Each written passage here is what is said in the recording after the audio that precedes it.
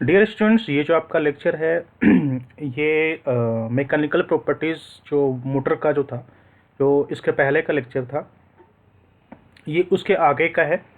ये लेक्चर थोड़ा छोटा है। इसमें बेसिकली हम डिस्कस करेंगे कि ट्रांसमिशन और ड्राइव्स क्या होता है और नॉइज़ के बारे में थोड़ा सा। तो पहले मैं टॉपिक क्लियर कर देता हूँ कि ट्रांसमिशन और ड्राइव से हम क्या समझते हैं। ट्रांसमिशन और ड्राइव से हम ये समझते हैं कि पावर जो है वो एक एंड पर है और आप दूसरे एंड पे पावर कैसे भेज रहे हो। समझते हैं मैं क्या कह रहा हूँ। ट्रांसमिशन ऑफ ड्राइव्स मतलब ये होता है कि अब जैसे ट्रांसमिशन लाइन में आप क्या करते हो। ट्रांसमिशन लाइन में आपका पावर, जो सबस्टेशन का पावर है, आप उसको लोड की तरफ पहुंचाते हो। ड्राइव्स में क्या होता है, जो आपका मेन मोटर है उसका पावर आप छोटे छोटे मोटर्स में पहुंचाते हो और जिस मैकेनिज्म के थ्रू पहुंचाते हो उसको हम ट्रांसमिशन सिस्टम बोलते हैं। समझ गए क्या है ट्रांसमिशन ऑफ ड्राइव्स का मतलब। तो वो हम पढ़ने वाले हैं। उसमें होता है एक direct drive, belt drive, rope drive, chain drive and gear drive. बहुत कॉमन चीज़ है, बहुत ही सिंपल टॉपिक है। डायरेक्ट ड्राइव वर्ड से पकड़िए। डायरेक्ट ड्राइव मतलब उसमें डायरेक्टली कपल्ड होता है आपका, सीधा सीधा। और ये हम वहाँ यूज़ करते हैं जहाँ पर आपका जो मोटर ड्राइव कर रहा है और जो मोटर ड्राइव हो रहा है।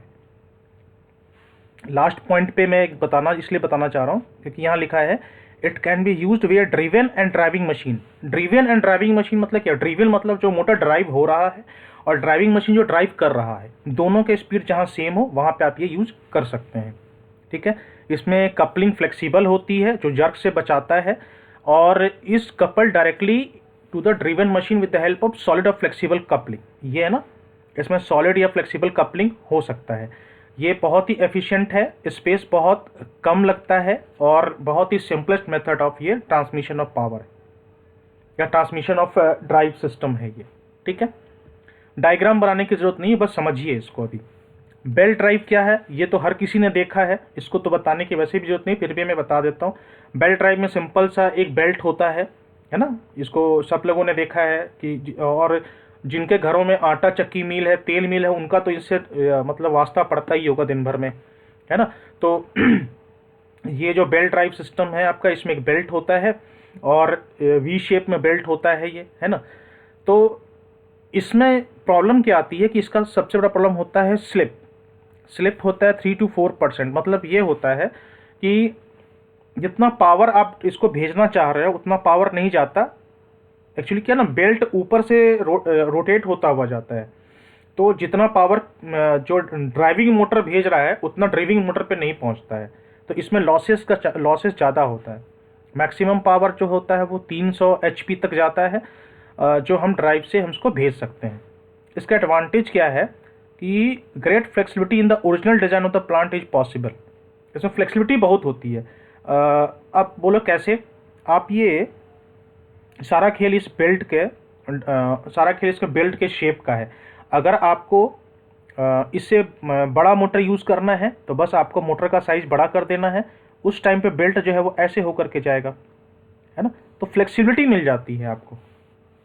उसके बाद कन्वीनियंट स्पीड रेशियो मिल जाता है, इसलिए इसको हाई स्पीड ऑपरेशन में भी यूज़ कर सकते हैं।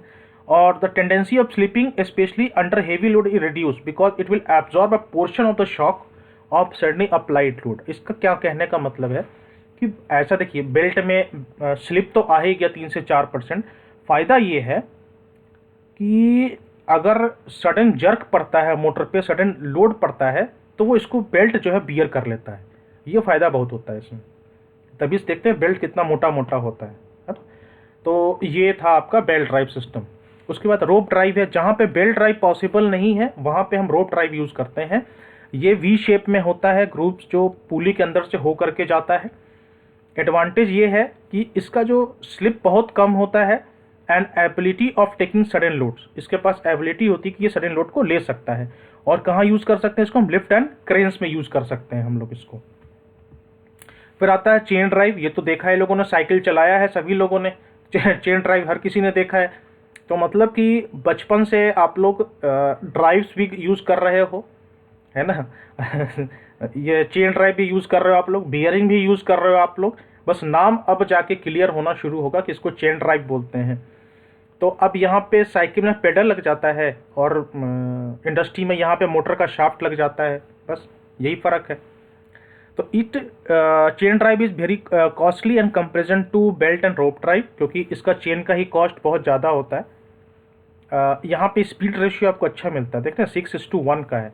It is more efficient and transmit large amount of power, ठीक है, ऑब्वियस चीज़ है क्योंकि स्टील का चीज़ है तो बहुत रोबस्ट है, बहुत रफ एंड टफ है, तो large amount of power you can transmit.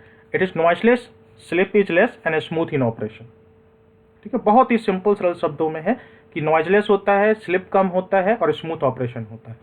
इसके बाद आता है गियर ड्राइव। इसका ये हर किसी को पता है कि ये गियर रेशियो होता है यहाँ पर। ये जब एलिवेटर जब हम पढ़ रहे थे उस टाइम भी आया था ना, वार्म गियर, उसमें गियर रेशियो का थोड़ा सा हमने आपको बताया था। ये देखिए गियर ड्राइव यहाँ पर आ गया। Is used when high speed motor is to drive a low speed machine. जहाँ पे आपको हाई स्पीड मोटर जो है ना, हाई स्पीड मोटर जो है वो ड्राइव करता है लो स्पीड मशीन को, तो वहाँ पे हम यूज़ करते हैं गियर ड्राइव सिस्टम, ठीक है। ये गियर रेशियो के अकॉर्डिंग आपका स्पीड जो है आप वेरी कर सकते हो यहाँ पे। The coupling between the two is through a suitable ratio of the gear box. आ गया ना आपका, मैंने बोला एलिवेटर में जो आपने पढ़ा है, देखिए यहाँ पर आ गया। अब यही चीज़ यहाँ पे अब आपने जब एलिवेटर यूनिट पढ़ा होगा तो ये टॉपिक तो आप वैसे ही लिख दोगे इसके बारे में 2-3 लाइन, है ना, बहुत सिंपल है ये। उसके बाद है नॉइज़ के बारे में। नॉइज़ क्या है, बहुत इंपॉर्टेंट फैक्टर होता है। हमें ये कोशिश करना होता है कि नॉइज़ जितना कम से कम हो, है ना। जैसे आपका हॉस्पिटल है, अदर डोमेस्टिक पर्पज़ है, और भी वर्कशॉप्स वगैरह है जहाँ पे हमें नॉइज़ को कम रखना पड़ता है, तो इसलिए नॉइज़ एक बहुत इंपॉर्टेंट फैक्टर है and we want to keep the level of the noise as low as possible. अब नॉइज़ कैसे हो सकता है, बियरिंग से आवाज़ आ सकता है, वाइब्रेशन से हो सकता है, मैग्नेटिक पल्सेशन से हो सकता है, फॉल्टी फाउंडेशन से हो सकता है। ये सारा समझ में आ गया होगा, मैग्नेटिक पल्सेशन समझ में नहीं आया होगा, ये बताता हूँ क्या होता है। मैग्नेटिक पल्सेशन जो है, इसको वर्ड को तोड़िए पहले, मैग्नेटिक पल्सेशन, है ना, मतलब जो इलेक्ट्रोमैग्नेट्स अंदर में बन रहा है, तो वो कैसे बन रहा है, वो फ्रीक्वेंसी उसकी बार बार चेंज हो रही कि नहीं हो रही है। 1 सेकंड में 50 साइकिल हो रहा है, यानी कि 50 बार पोल्स जो है वो रोटेट कर रहा है अंदर में, तो पल्सेटिंग मैग्नेटिक फील्ड आ रहा है ना आपका, आ रहा है ना 50 टाइम्स एक साइकिल में 50 बार, यानी कि 100 बार आपका पोल का रोटेशन हो रहा है अंदर में, तो वो पल्सेशन ही तो हो रहा है, और क्या हो रहा है, वही है आपका। तो उसकी वजह से भी अब आप बोलो उससे नॉइज कैसे होगा। एक्चुअली क्या होता है ना कि जब मैग्नेटिक फील्ड जब चेंज करता है तो अंदर में आपका जो जब वो रोटेशन शुरू होता है उसका, तो वो वाइंडिंग को थोड़ा सा कंपैक्ट, वाइंडिंग को है ना वो थोड़ा सा कंपैक्ट कर देता है वो। और उसमें क्या होता है, अब उसमें हाँ, उसमें फिर क्या होता है, अब जैसे आपने मशीन बंद की है, खट से आवाज़ आती है, कभी सुना है मशीन बंद करते ही, कभी मोटर को सुनना, खट से आवाज़ आती है, वो क्या होता है, वही मैग्नेटिक पल्सेशन है कि अचानक से मैग्नेटिक फील्ड बंद हो गया तो वही आवाज़ आती है अंदर से। अब उसको रिड्यूस करने के लिए हम क्या करते हैं, जनरल बियरिंग यूज़ करते हैं। अब जनरल बियरिंग क्या होता है उसको दिखाने के लिए मैंने ये डायग्राम दिखाया है कि देख लीजिए क्या होता है। ये आपका जनरल और शाफ्ट होता है, ये क्लियरेंस होता है बीच में, ये हाउसिंग है, और ये बियरिंग का लाइनर है, और इसमें स्प्लिट टाइप है ये, ठीक है। तो इस तरीके का आप यूज़ करके आप अपना नॉइज़ को कम कर सकते हैं, इसको हम लोग जनरल बियरिंग बोलते हैं, ठीक है। ये एक्चुअली दिखाने के लिए आप लोग को मैंने यहाँ पे लगाया है कि यहाँ टर्म यूज़ हो गया है तो पता होना चाहिए ना कि क्या है ये चीज़, तो इस तरीके का है। और the motor should be mounted on a heavy concrete और कास्ट आयरन, ये बेसिकली इसलिए है कि जो वाइब्रेशंस है ना इसको रोकने के लिए है ये आपका, ठीक है। तो ये था बिल्कुल नॉइज़ का सिंपल सा टॉपिक था कि नॉइज़ क्या होता है, कैसे कम करना है, और क्या क्या मैकेनिकल तरीके हैं और क्या क्या सिविल तरीके हैं काम करने के।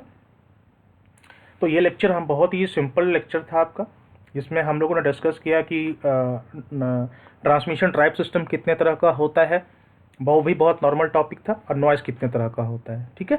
सो thank you so much for watching this video and take care of yourself.